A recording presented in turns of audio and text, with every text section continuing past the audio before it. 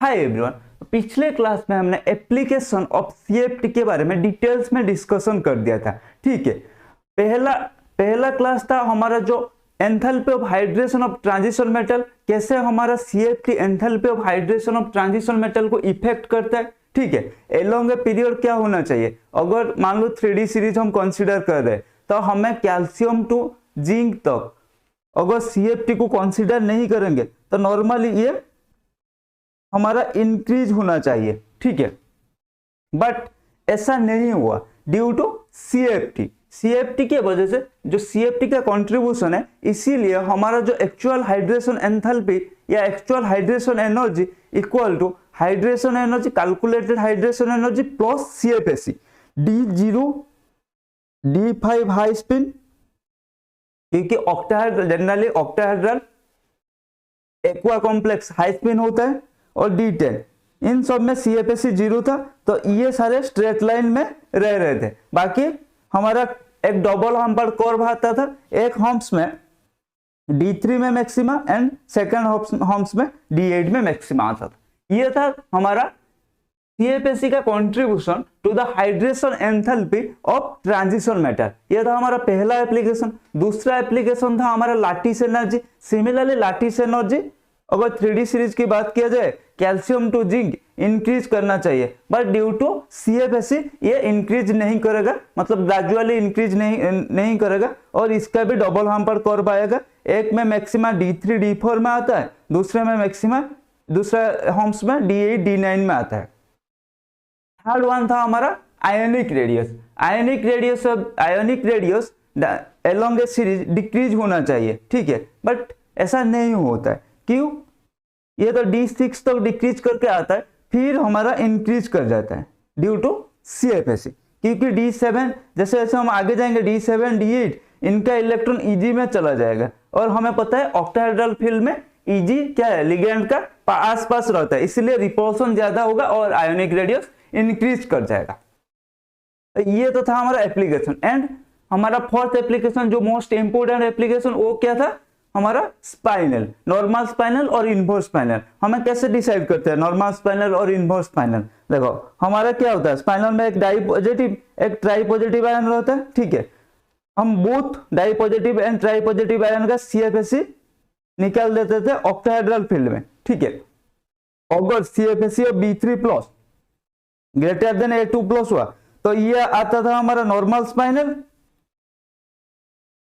And अगर A2+ का greater than होगा B3+, देन ये आता हमारा इनवर्स स्पाइनल।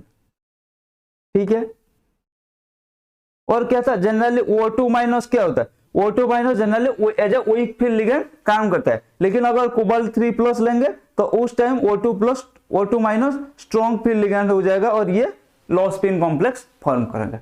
ठीक है, ये हमने डिटेल्स में बात कर दिया था। जिसने भी नहीं देखा है वो कृपया जाके देख लीजिएगा वो वाला वीडियो।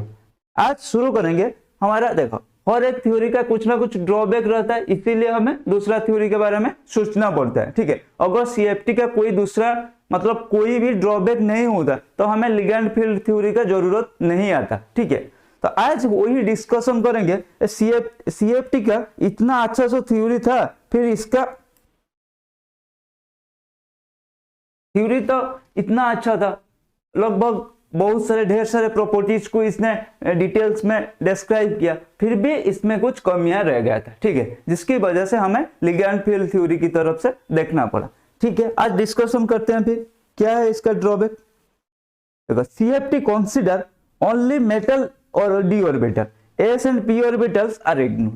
सीएफटी ने एस एंड पी ऑर्बिटल को इग्नोर मार दिया। ठीक है, उनको कंसीडर ही नहीं करता, वो सिर्फ डी ऑर्बिटल को कंसीडर करके जितना भी सीएफटी में जितना भी आप आज तक जितना भी हमने सीएफटी में पढ़ा है, सारे में सिर्फ डी ऑर्बिटल का इन्वॉल्वमेंट होता है। इसने बोला अरे एस ऑर्बिटल और पी ऑर्बिटल में तुम लोगों को कंसीडर नहीं करता हूं। ठीक है, यही इसका एक गलती हो गया था। देन दूसरा क्या था, this theory has not considered the covalent character in transition metal complex. ठीक है, इसने कोवेलेंट कैरेक्टर को भी इग्नोर मारा। CFT has also not considered the sigma bonding either Ml और Lm इन कॉम्प्लेक्स। इसने सिग्मा बॉन्डिंग को भी कंसीडर नहीं किया। CFT cannot explain the relative strength of ligand as given in spectrochemical series. CFT का क्या था और ये क्या है? Compound like chromium CuR6 NiCuR6 in which metal is in zero oxidation state and ligand, इसको भी इसने एक्सप्लेन नहीं कर पाया। ठीक है, तो क्या है इसका? देखो CFT क्या होता है? CFT S and P orbital को इसने कंसीडर ही नहीं किया। वो बोला भाई S एंड P ऑर्बिटल तुम लोग को मैं कंसीडर नहीं कर रहा हूं, भाई कोवैलेंट बॉन्ड मैं तुझे भी नहीं कंसीडर कर रहा हूं, भाई सिग्मा बॉन्ड मैं तुझे भी नहीं कंसीडर कर रहा हूं। ठीक है, वो था ठीक है SP and covalent character and sigma bonding, वो तो गुस्से में आ जाएंगे, भाई तू मुझे कंसीडर नहीं किया ना, मैं तुझे, यही तेरा सबसे बड़ी गलती हो गया था। ठीक है, एंड CFT जो स्पेक्ट्रोकेमिकल सीरीज के उसका कुछ एक्सप्लेनेशन भी नहीं दे पाया। अब देखते हैं नेपेलेक्सिटिक इफेक्ट। ये क्या है? The electronic repulsion in d orbital of transition metal cation give rise to a number of energy level depend upon the arrangement of electron in d orbital. The energy difference between two energy states can be expressed in terms of interionic repulsion parameter called Raka parameter B and C. ठीक है, then the difference in energy between two labels have same spin multiplicity can be expressed in terms of B only.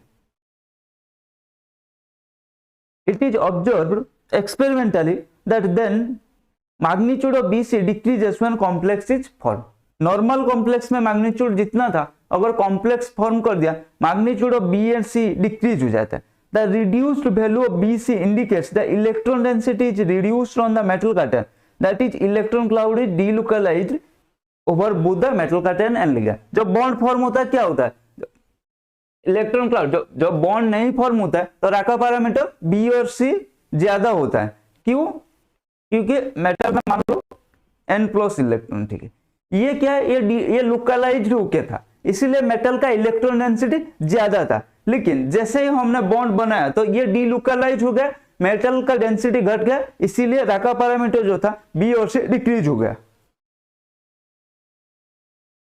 This suggests that there is some covalency between metal cation and ligand, जिसको CFT ने ignore मारा था। ठीक है, नेपेलेक्सिक effect में क्या बताएगा? ये मिला हमें जो सम कोवैलेंट कैरेक्टर तो है, मेटल कैटन एंड लिगैंड के बीच कुछ ना कुछ कोवैलेंट कैरेक्टर तो है, लेकिन CFT ने इसको इग्नोर मारा था। Delocalised electron cloud over the metal cation and ligand is called nephelauxetic effect. ठीक है,